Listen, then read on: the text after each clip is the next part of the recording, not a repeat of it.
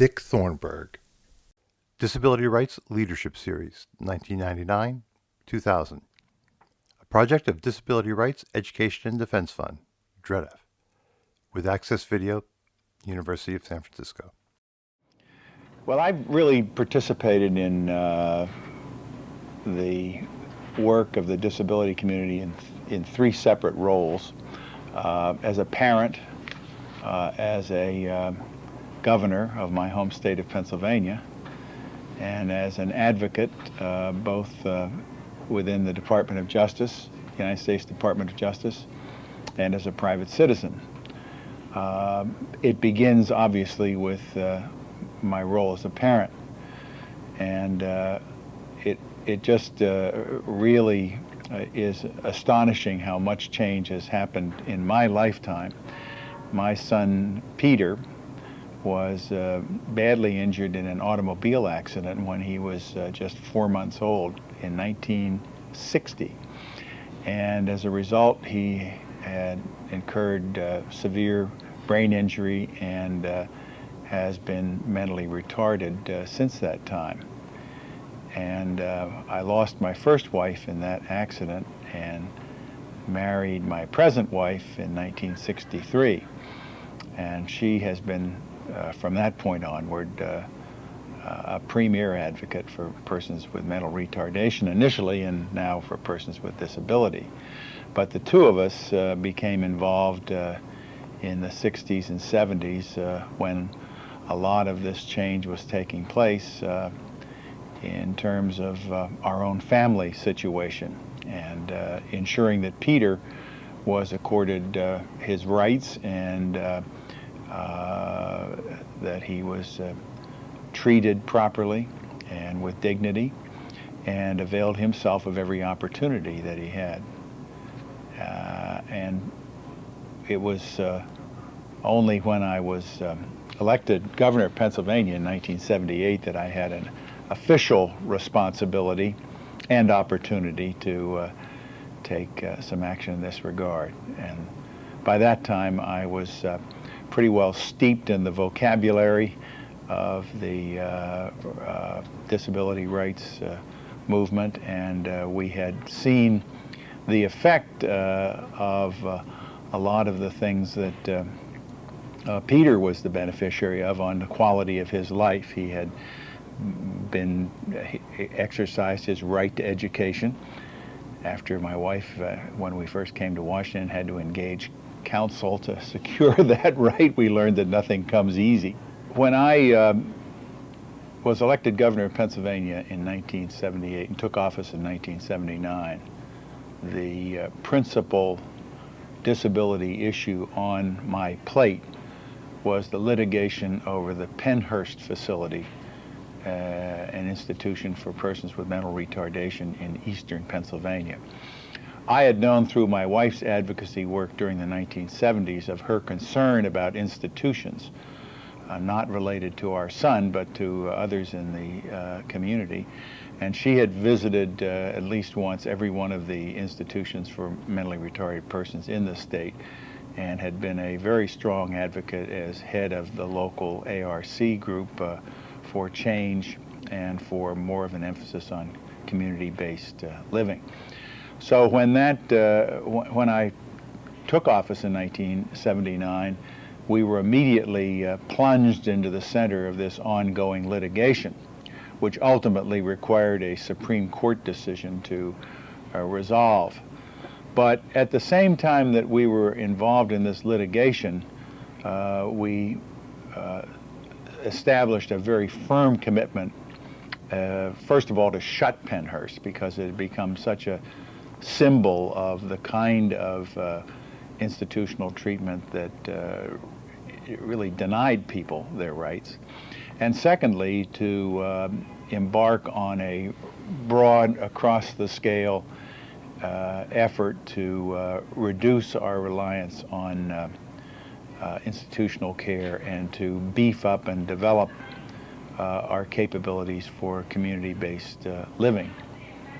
And in the ensuing 8 years that I was in the office, we were able to make I think, some substantial progress. I remember particularly the day when we broke out the champagne, as it were, when the amount of money appropriated by the state for community-based services for the first time in history exceeded the amount that was appropriated for institutional care. And that sent a very clear signal of the direction in which the state was going. At the same time, during the 70s and 80s, there were considerable other efforts undertaken in the disability community at large. The phenomenon of CILs, Centers for Independent Living, took root in Pennsylvania and made me a firm believer in their worth. We instituted programs for supported work and the use of job coaches, which, interestingly enough, our son was later to benefit from in his own career. Well, with any movement, any kind of initiative, there's always a magic moment. And I think the advocacy within the disability community during the 1980s was stepped up considerably in tempo. There were more and more people wanting to build upon the Rehabilitation Act of 1973, the education initiatives that were undertaken. And when President Bush came into office in 1989, he very quickly acceded to the suggestions made that he be a leader in seeking to move the ADA out of the Congress, and he, in a stroke of good fortune for me, asked that I be the point person in that effort. And so that you had two people, the President and the Attorney General, who were very much committed to the passage of this legislation and willing to work with leaders in the Congress to get an acceptable piece of legislation forthcoming. And I credit a great deal to President Bush's leadership. Very often major policy initiatives derive from the quality of leadership that is exerted on their behalf. And clearly, if he had not been committed and had not exerted his leadership, we never would have had an ADA, or we would have had quite a different ADA than ultimately was achieved through his signature on July 26, 1990. I remember I used to talk informally to some of my fellow Republicans who were not terribly happy about new civil rights legislation. And I said, wait a minute, I said, this is a Republican type of civil rights legislation. I said, this doesn't seek to impose quotas or set-asides or preferences for people with disability. And they do that in many countries around the world, as you know, and not terribly successfully. I said, this isn't that kind of a bill. This is a bill that seeks to empower people with disability. And all things considered, the process was fairly abbreviated. It was accomplished in a reasonable period of time. And of course, we've had nearly a decade of experience with the Act, and the worst fears have not been realized, nor have the most fervent hopes. But it represents to me an extremely important piece of legislation. The philosophy of the Americans with Disabilities Act, which says to us as a society, you must make reasonable accommodations in order to empower these people, to permit them to make a contribution, and to enjoy those aspects of life which they are now denied by reason of discrimination or artificial barriers.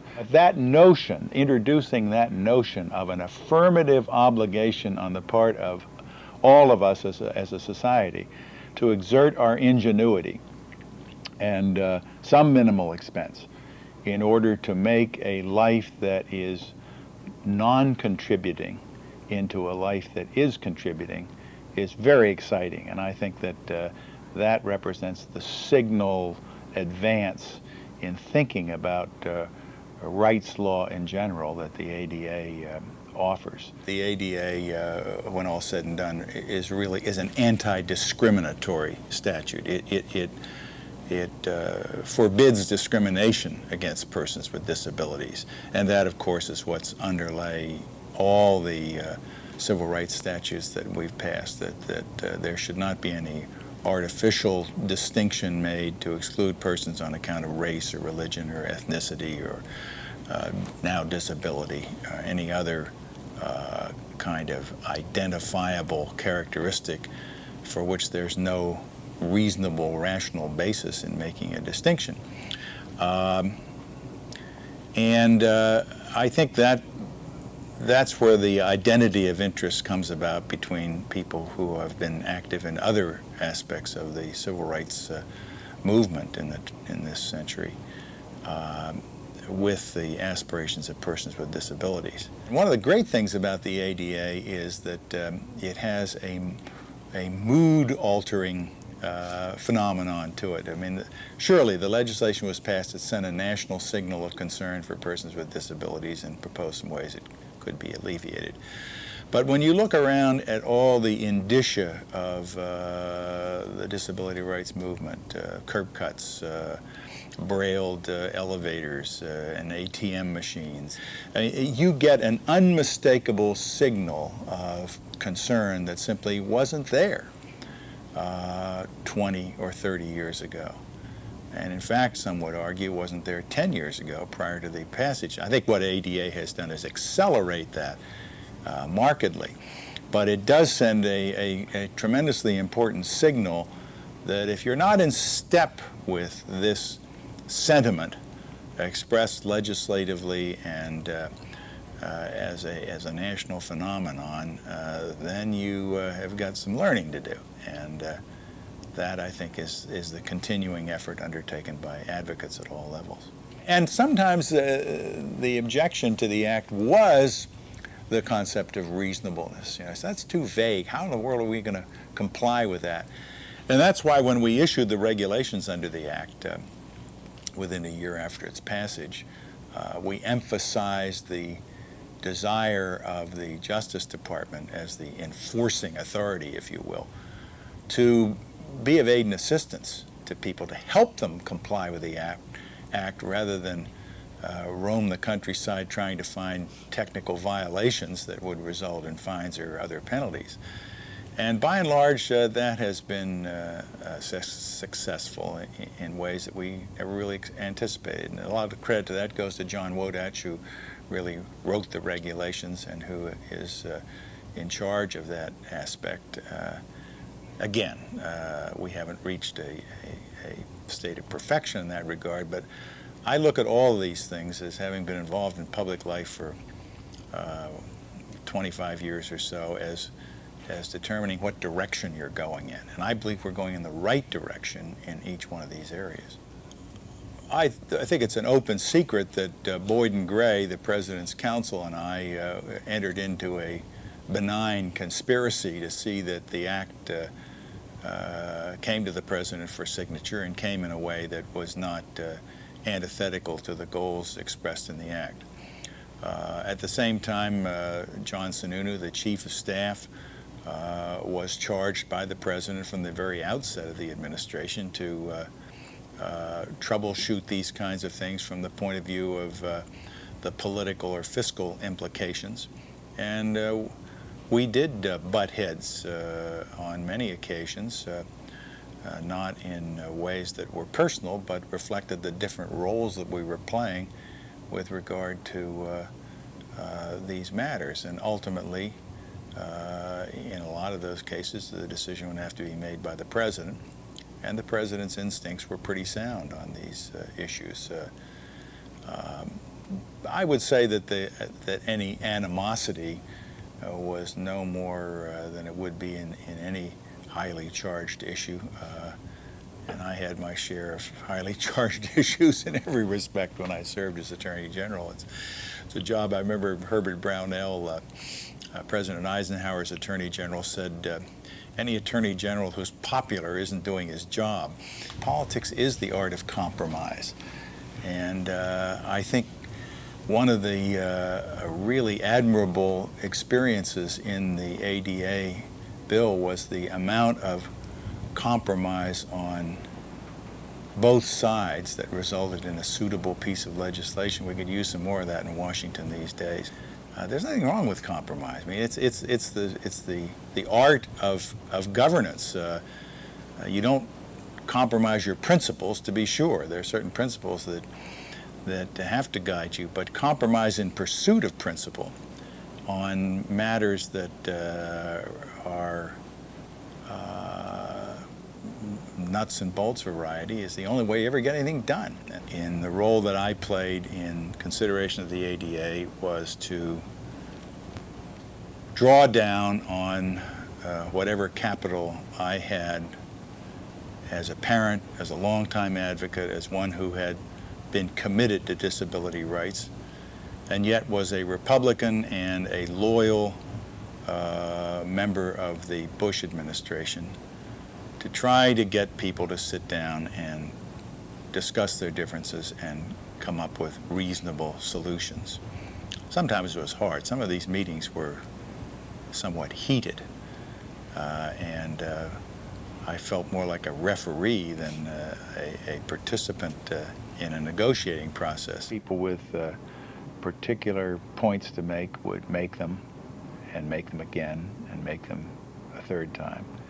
And then we would hear from other persons. And I really was more of a kibitzer. I would occasionally offer something that I thought might help to bring issues of contention to resolution.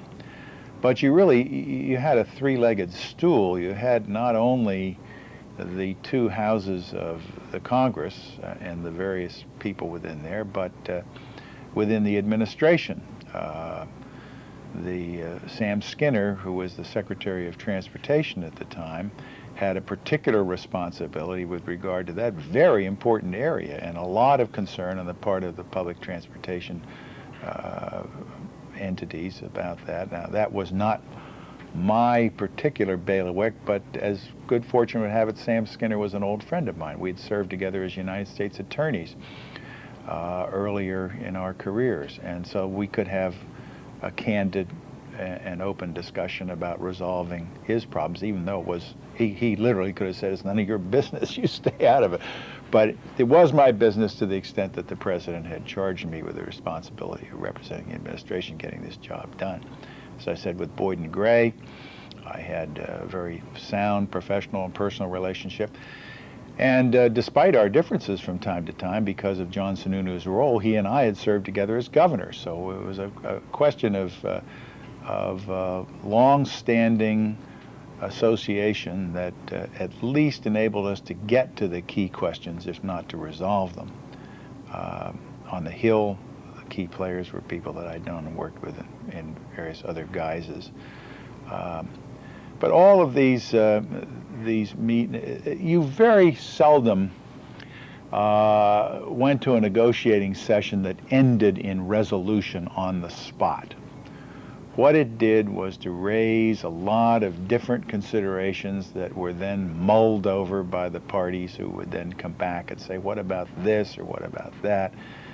And this is typical of the process of resolving issues, and it's fun. I mean, it's an exercise that is not only worthwhile in terms of the result that's achieved, but it's fulfilling in terms of the experience. That's what you're trained for in government. You're trained to, when you've served in as many different roles as I have in government, you recognize that the essential skill is getting the job done. It doesn't matter how well you speak or write or maneuver on a particular issue if you don't get the job done.